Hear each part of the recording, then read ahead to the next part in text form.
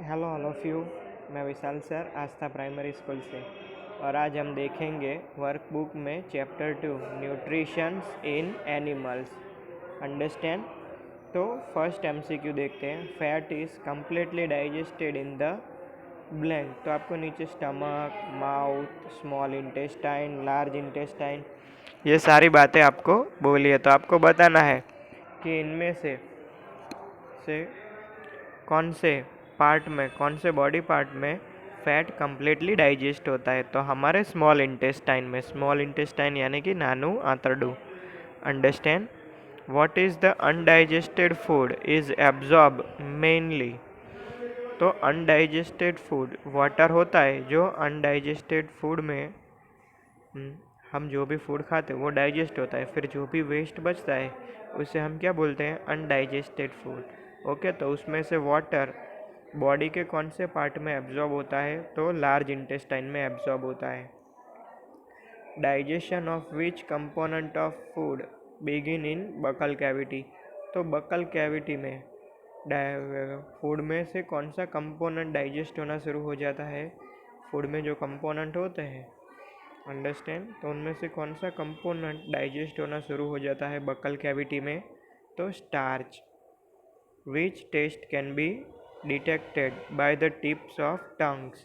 टंग यानी कि हमारी जीभ, जीभ के टिप यानी कि आगे का जो पार्ट होता है टिप वाला, तो वह कौन सा टेस्ट डिटेक्ट करता है, तो वो स्वीट टेस्ट डिटेक्ट करता है। ओके। फिर 5 नंबर का, partially digested of which of the following occur in stomach. तो पार्शियली डाइजेस्ट, तो आपको नीचे कुछ नाम दिए हैं कंपोनेंट के, तो उनमें से कौन सा पार्शियली डाइजेस्ट होता है स्टमक में, तो प्रोटीन। प्रोटीन जो है वो पार्शियली डाइजेस्ट होता है हमारे स्टमक में। Okay. Which organ the digestion of carbohydrate, fat and protein is complete. Which organ of the digestion, कौन से ऑर्गन में carbohydrate, fat, protein completely digest होते हैं, तो स्मॉल इंटेस्टाइन में। स्मॉल इंटेस्टाइन में carbohydrate, fat, protein completely digest होते हैं। Which simple substance is form the digested protein. तो कौन सा सिंपल सब्सटेंस फॉर्म होता है प्रोटीन डाइजेस्ट होने से। प्रोटीन डाइजेस्ट होने से कौन सा सिंपल फॉर्म प्रोड्यूस होता है, फॉर्म होता है, तो प्रोटीन के डाइजेस्ट होने से उसमें से एमिनो एसिड फॉर्म होता है। ओके, याद रखना। प्रोटीन डाइजेस्ट होने से उनमें से एमिनो एसिड बनता है। Where are the villi located. Villi कहाँ पर लोकेटेड होता है, तो स्मॉल इंटेस्टाइन में। तो हमारा जो भी स्मॉल इंटेस्टाइन है उसमें छोटे छोटे फिंगर लाइक स्ट्रक्चर्स होते हैं, जिसे हम क्या बोलते हैं, विली। तो villi are located in the small intestine. Which organ are the digestive juice not produce. तो कौन सा ऐसा ऑर्गन है जो डाइजेस्टिव जूस प्रोड्यूस नहीं करता, तो लार्ज इंटेस्टाइन। लार्ज इंटेस्टाइन है वो डाइजेस्टिव जूस प्रोड्यूस नहीं करता, जबकि स्टमक भी क्या है, डाइजेस्टिव जूस प्रोड्यूस करता है। बाइल ब्लेडर्स भी क्या है, डाइजेस्टिव बाइल जूस प्रोड्यूस करते हैं। फिर जो हमारा स्मॉल इंटेस्टाइन होता है वो भी क्या है, डाइजेस्टिव जूस रिलीज़ करता है, जबकि लार्ज इंटेस्टाइन क्या करता है, वो अनडाइजेस्टेड फूड में से वाटर को एब्जॉर्ब करने का काम करता है। समझ में आया सबको। इसलिए वो डाइजेस्टिव जूस प्रोड्यूस नहीं करता। ओके, तो एक बार फिर से, तो फैट कम्प्लीटली डाइजेस्ट कहाँ पर होता है, स्मॉल इंटेस्टाइन में होता है। तो अनडाइजेस्टेड फूड में से वाटर मेनली कहाँ पर एब्जॉर्ब होता है, तो लार्ज इंटेस्टाइन में वाटर एब्जॉर्ब होता है। Digestion of which component of food begin in buccal cavity. तो बकल कैविटी में क्या स्टार्ट होना शुरू हो जाता है, डाइजेस्ट होना, स्टार्च। तो बकल कैविटी में फूड में से जो स्टार्च होता है वो डाइजेस्ट होना शुरू हो जाता है। तो which test can be detected by tip of tongue. तो कौन सा टेस्ट डिटेक्ट होता है टिप ऑफ टंग में, तो sweet taste. Partially digested of which partially digested of which occur in stomach. तो स्टमक में पार्शियली कौन सा कंपोनेंट डाइजेस्ट होता है? तो प्रोटीन।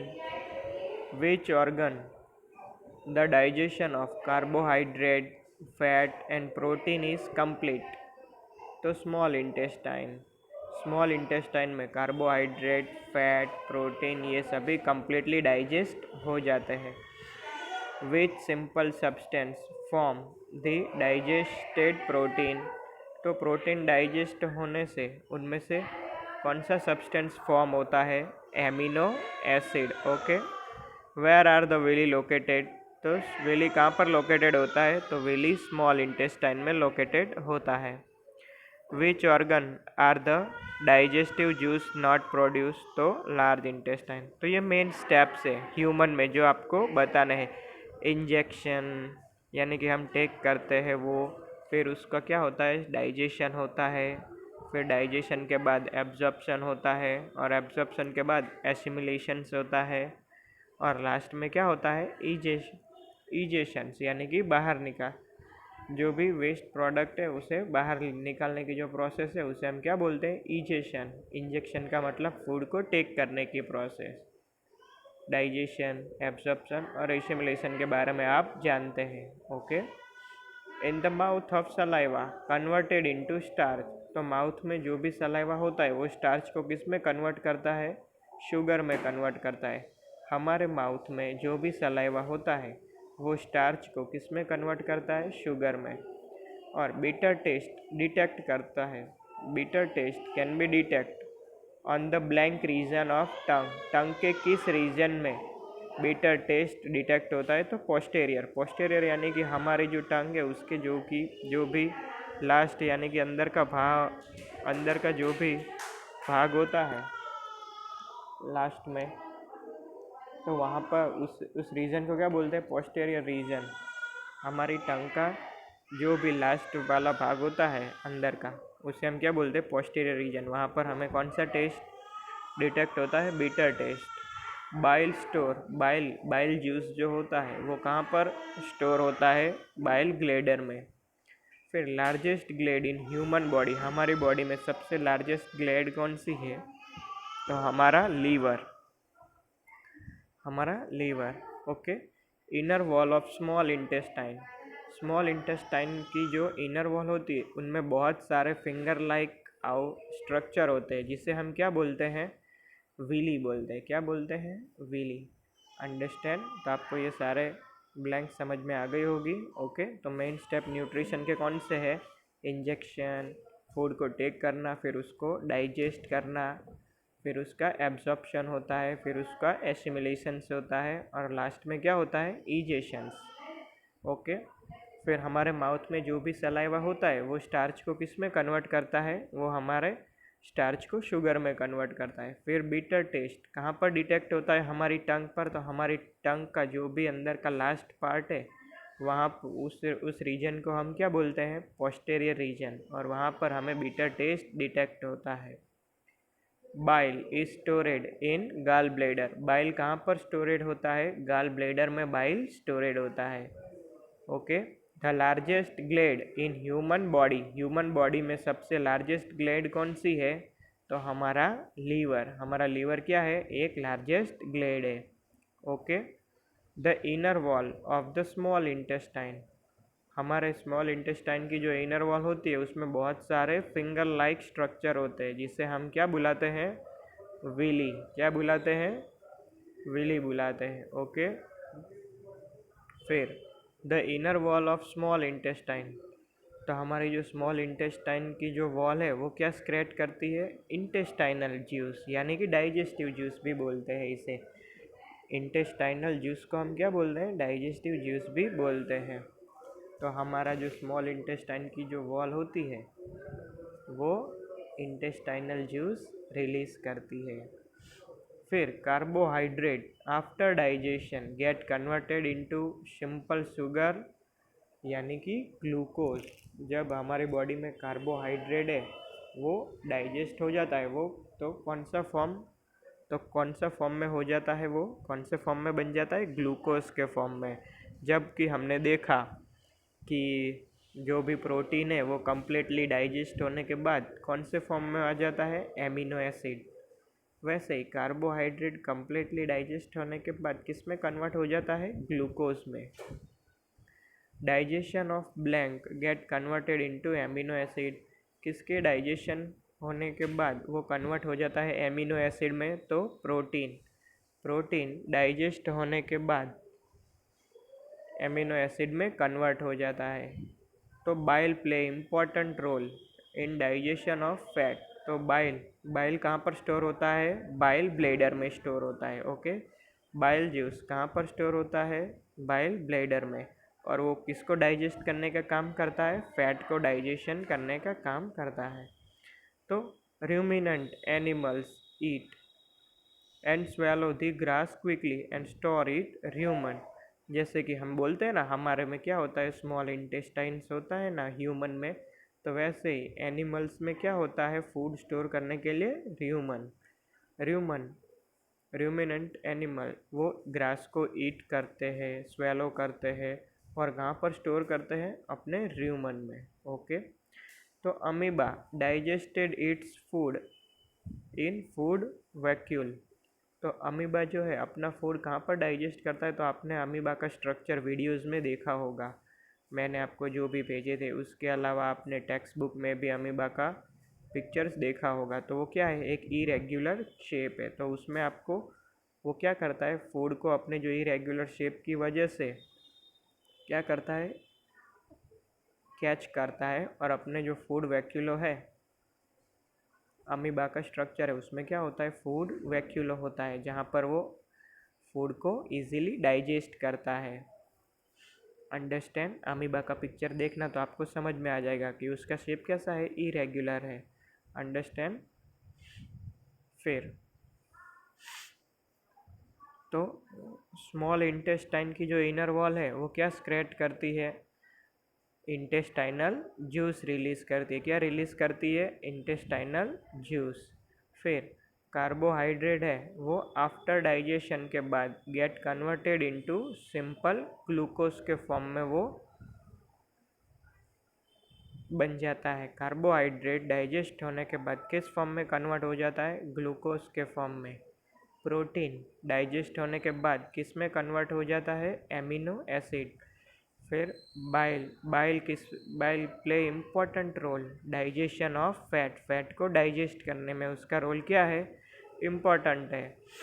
फिर ruminant animals eat and swallow the grass, animals जो होते हैं वो काऊ है तो वो क्या है, ईट करती है ग्रास को और स्वेलो करती है, और उसे कहाँ स्टोर करती है, र्यूमन में। जैसे कि हमारे पास हम बोलते हैं ना, स्मॉल इंटेस्टाइन है, स्टमक है, तो वैसे उनके पास क्या होता है, र्यूमन होता है, जहाँ पर उन्हें वो क्या करती है, स्टोर करती है। Okay, amoeba digested its food in the food vacuole. तो अमीबा है वो फूड को कहाँ पर डाइजेस्ट करती है, तो फूड वैक्यूल में। वो perform the function of churning of food. तो हम जो भी फूड खाते हैं उसका चूर्ण हमारे बॉडी के किस पार्ट में हो जाता है, तो स्टमक। स्टमक क्या करता है, हम जो भी फूड खाते हैं उसको चूर्ण फॉर्म में कन्वर्ट कर देता है। Which organ of alimentary canal has the widest region. तो हमारी जो ये एलिमेंट्री कैनाल यानी कि ये जो हमारी जो पूरी डाइजेशन सिस्टम्स है, उनमें कौन कौन सी चीज़ें आती है, buccal cavity, food pipe, stomach, large intestine, small intestine. Okay, तो ये सारी चीज़ें आती है ना,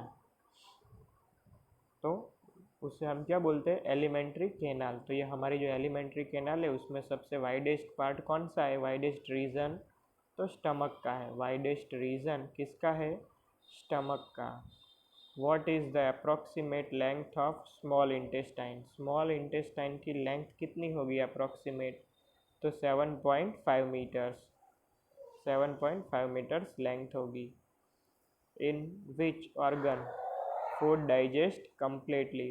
तो कौन से ऑर्गन में फूड कम्प्लीटली डाइजेस्ट होता है, कौन से ऑर्गन में फूड कम्प्लीटली डाइजेस्ट होता है, तो हमारे स्मॉल इंटेस्टाइन में फूड कम्प्लीटली डाइजेस्ट होता है। What is the approximate length of large intestine. तो हमारी लार्ज इंटेस्टाइन की लेंथ कितनी है? तो 1.5 मीटर्स। कितनी है? 1.5 metres. What are the finger-like structure pushed out in amoeba called pseudopodia? Understand. तो मैंने आपको बोला कि जो अमीबा है उसका शेप कैसा है? इरेग्युलर है, और उसके इरेग्युलर शेप की वजह से उसके उसके जो आउटर स्ट्रक्चर है बाहर का, तो वहाँ पर आपको कुछ फिंगर लाइक स्ट्रक्चर दिखाई देते होंगे। ओके, अमीबा के बाहर छोटे कुछ बड़े फिंगर लाइक स्ट्रक्चर दिखाई देते होंगे, तो उसे हम क्या नाम देते हैं? उसे हम क्या बुलाते हैं? उस फिंगर लाइक स्ट्रक्चर को पिशुडोपोडिया बुलाते हैं। ओके, तो अमीबा में फूड डाइजेस्ट और एब्जॉर्ब डाइजेशन और absorption of food in the amoeba कहाँ पर होता है? फूड वैक्यूलो में। ओके, फूड वैक्यूलो में क्या होता है? डाइजेशन और एब्जॉर्प्शन का काम होता है। वो परफॉर्म, क्या बोला है? वो perform the function of tuning of food. वो परफॉर्म, कौन परफॉर्म करता है? Function tuning of food. Food को ट्यून करने का काम कौन करता है? तो स्टमक, हमारा स्टमक है वो हमने जो भी फूड टेक किया है उसे किस फॉर्म में? ट्यून फॉर्म में बना देता है। तो और दूसरा क्या है कि विच ऑर्गन ऑफ एलिमेंट्री कैनाल, हमारी एलिमेंट्री कैनाल का सबसे वाइडेस्ट रीजन कौन सा है? तो हमारा स्टमक। सबसे बड़ा रीजन कौन सा है? हमारा स्टमक। फिर स्मॉल इंटेस्टाइन की अप्रॉक्सीमेट लेंथ कितनी होगी? तो 7.5 मीटर्स। स्मॉल इंटेस्टाइन की लेंथ 7.5 मीटर्स, याद रखना सब। Which organ is the process of food digestion complete? तो किस ऑर्गन में कंप्लीटली फूड डाइजेस्ट होता है? तो स्मॉल इंटेस्टाइन में फूड क्या होता है? कंप्लीटली डाइजेस्ट होता है। What is the approximate length of large intestine? Large intestine की अप्रॉक्सीमेट लेंथ कितनी है? 1.5 मीटर्स। लार्ज इंटेस्टाइन की लेंथ कितनी है? 1.5 metres. What are the finger like projection pushed out in amoeba? तो अमीबा में से जो भी फिंगर लाइक स्ट्रक्चर बाहर निकल कर आता है उसे हम क्या बोलते हैं? पिशुडोपोडिया। ओके, समझ में आया? फिर अमीबा में डाइजेशन और एब्जॉर्प्शन, फूड को डाइजेस्ट और एब्जॉर्प्शन का काम बॉडी के किस पार्ट में होता है? फूड वैक्यूलो में। ओके,